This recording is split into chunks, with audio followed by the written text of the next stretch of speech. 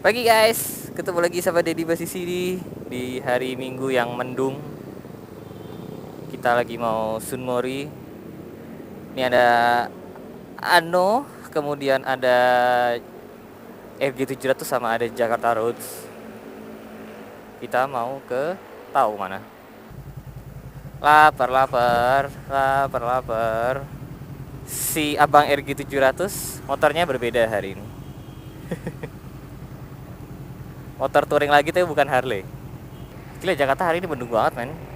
Udah 2 hari ini, kemarin itu hujan parah. Jakarta kemarin itu hujan parah men. Hari Sabtu tuh gue di rumah seharian. Itu dari jam 1 sampai jam 5. Jakarta Selatan sih dekat rumah gue. Itu hujannya parah. Bener-bener deres banget selama 5 jam 4 jam. Dan akhirnya setelah hujan sekian lama, daerah Antasari sini banjir. Di dekat Shell tadi itu yang biasanya nggak pernah banjir, jadi banjir. Parah deh, terus belakang rumah gua itu juga parah banjirnya. Bener-bener banjir sepaha orang. Buset, parah banget nih banjirnya. Ya loh.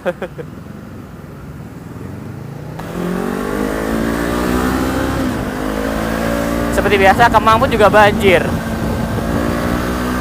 Parah deh pokoknya. Kemang tuh yang depan apa namanya? Depan Kemcik itu juga banjir parah. Cuman gara-gara hujan 5 jam. Bukan cuman gara-gara hujan 5 jam sih. Tapi emang gara-gara hujan 5 jam. Set. Pakai GS tuh Mugono RG700 cara bawahnya. Kagak paham gua. Tapi emang GS enak banget buat kelihatan kayak gitu. Gua Mas Ano mana? Si Ano mana? Di belakang ya harusnya. Jakarta tuh emang begitu ya. Banjir hujan deras sejam 2 jam pasti banjir deh, senggangannya genangan. Tapi kalau yang di depan Kemang tuh banjirnya parah banget loh guys. Kalau kalian buka detik.com, sampai kelelap loh mobil-mobilnya. Gila. Sorry. Parah sih memang.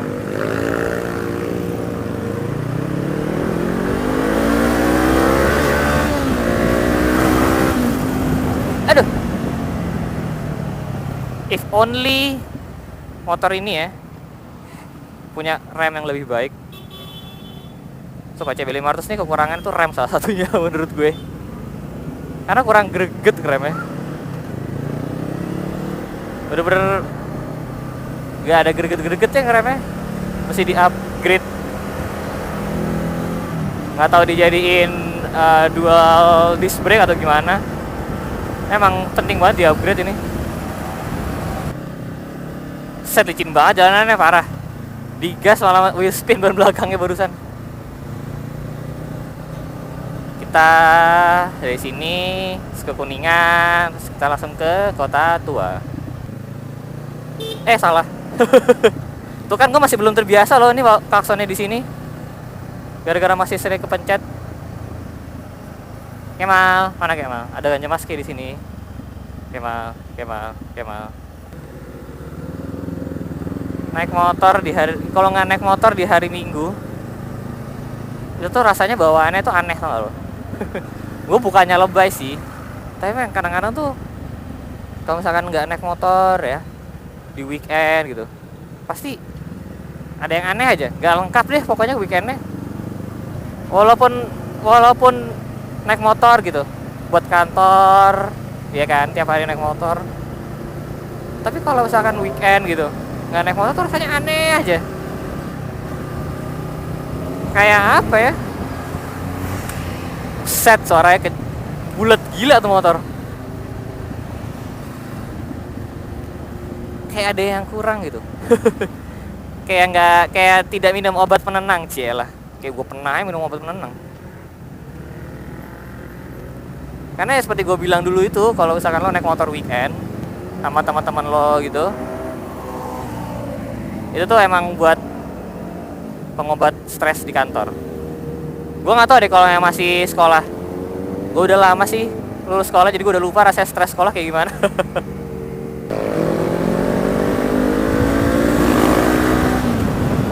Wih, Mini Coopernya lucu banget. Gue dari dulu tuh kepengen banget yang namanya punya Mini Cooper klasik kayak gitu tuh.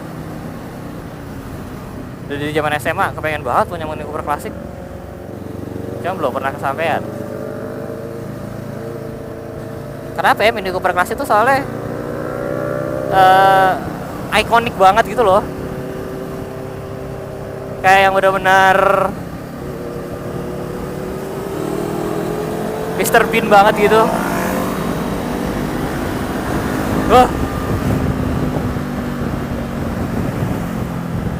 Motor adventure gini beda ya kalau buat berdiri, lebih enak. Baik lagi ke Mini Cooper, ternyata buset sore. Ternyata Mini Cooper itu banyak jenisnya men.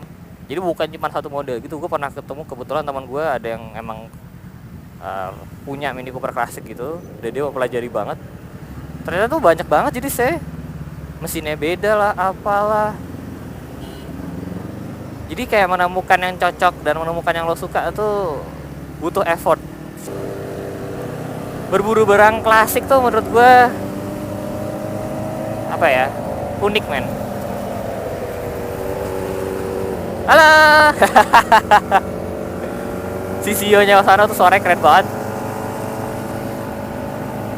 Berburu barang klasik itu tuh menurut gue apa ya, seru banget. Itu salah satu hobi gue sama kakak gue sih sebenarnya. Nurun dari bokap terus ke kakak gue, terus akhirnya gue juga suka ikut-ikutan. Karena kalau lo berburu barang antik tuh lo tuh masuk-masuk ke antah berantah gitu. Lo nyari barang-barang yang ada ceritanya gitu. Jadi menurut gue kalau lo apa ya, beli barang vintage gitu atau barang klasik, misalkan apa ya, jam tangan tuh salah satu example yang paling gampang. Itu tuh lo bukan cuman buset aja buset itu pada miring-miring amat sih anak-anak. Itu tuh lo bukan cuman beli barangnya gitu loh, tapi lo tuh beli cerita di balik barang tersebut gitu. Kayak misalkan lo beli jam tahun 70-an gitu. Jam lo tuh yang lo beli itu mungkin aja lebih tua dari lo sih. Kayak mungkin kalau ada yang nonton yang kelahir tahun 60-an ya itu mungkin lebih nggak lebih tua, tapi buat kebanyakan yang nonton biasanya itu jamnya akan lebih tua. Dan itu tuh menyimpan cerita tersendiri men. Kayak lo kan nggak tahu gitu, ternyata jam itu tuh dulu dibeli sama kakeknya yang lo beli sekarang. Dan ternyata kakeknya tuh dulu pernah pakai jam itu ketika misalkan pokoknya udah melewati masa-masa tahun 70-an, 80-an gitu. Ya maksudnya punya cita-cita sendiri gitu. Dan itu tuh kalau digali lebih dalam, itu yang membuat sebuah jam atau sebuah benda vintage itu unik gitu. Kayak misalkan apa ya, gue sendiri punya nggak ya jam unik kayak gitu atau benda vintage yang ada ceritanya. Oh, gue punya nih ternyata di rumah setelah ngobrak-ngabrik gudang. Ternyata bokap gue menemukan sebuah tas kulit ya. Tas kulit udah tua banget, udah usang banget. Dan ternyata setelah dibuka isinya tuh ternyata slip gaji men. Slip gaji eyang kakung gue yang sekarang sudah almarhum. Jadi itu tuh bener tulisannya tuh slip gaji tahun 1960 apa 1950 gitu. Jadi menemukan slip gaji men atas nama eyang gue, dan kalau nggak salah tuh gaji sebulan tuh cuma 20.000 rupiah atau berapa ya, lupa gue. Dan lo tuh ketika mendapatkan barang itu dan lo meneliti lebih jauh tuh lo kayak wah gila, 20.000 tuh zaman dulu udah bisa untuk hidup sebulan. Sekarang 20.000 aja buat makan di KFC kali kagak cukup. Jadi gitu loh. Jadi barang-barang vintage tuh menariknya tuh di situ menurut gue. Lo menemukan cerita-cerita tersendiri. Dan emang kebetulan gue senang kayak kosan ke Jogja gitu, mampir pasar Kelitikan. Kalau ada yang tahu pasar Kelitikan tuh pasar barang-barang bekas. Itu seneng aja ke sana. Nyari kamera tua lah gitu. Nyari apa kek? Nyari pelang signage yang tua. Itu ada seru itu sendiri, men. Kalau kalian ada nggak sih salah satu di antara kalian yang senang hal-hal begitu? Kalau misalkan ada, share deh. Kalian sukanya hunting apa dan kenapa? Dan biasanya kalau kalian hunting kemana? Emang enak ya riding position motor adventure begini? Nggak ada pegel-pegelnya, nggak ada bungkuk-bungkuknya. Itu apa? 1200 GS yang adventure kan, yang si RG 700 pakai. Kalau dari belakang kayak motor pakai kerangkeng ya. Karena banyak besi-besinya gitu loh di belakang, yang sebenarnya itu tempat buat pannier sih, tempat buat tas belakang itu. Cuma kalau lagi nggak dipakai kayak dikasih kerangkeng gitu motornya. Mana lebar banget gitu kan.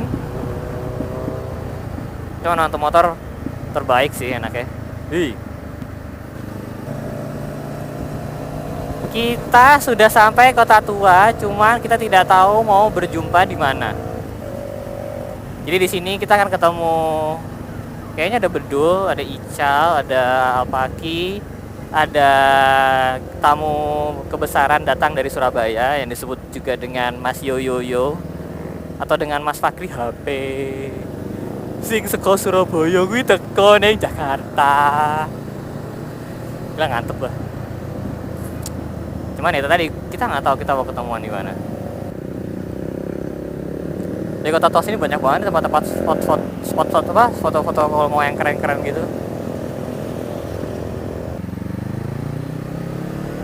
Bedul Motovlog itu di stasiun. Jadi kita menyampari Bapak Bedul Motovlog. Di manakah Bapak Bedul Motovlog? Aduh, ya Allah. Aduh. Stasiun harusnya di kiri jalan kan ya? Oh, itu dia. Iya bukan? Iya kah? Bukan kah? Mana sih? Oh, itu dia. Bersama dengan Lims Moto.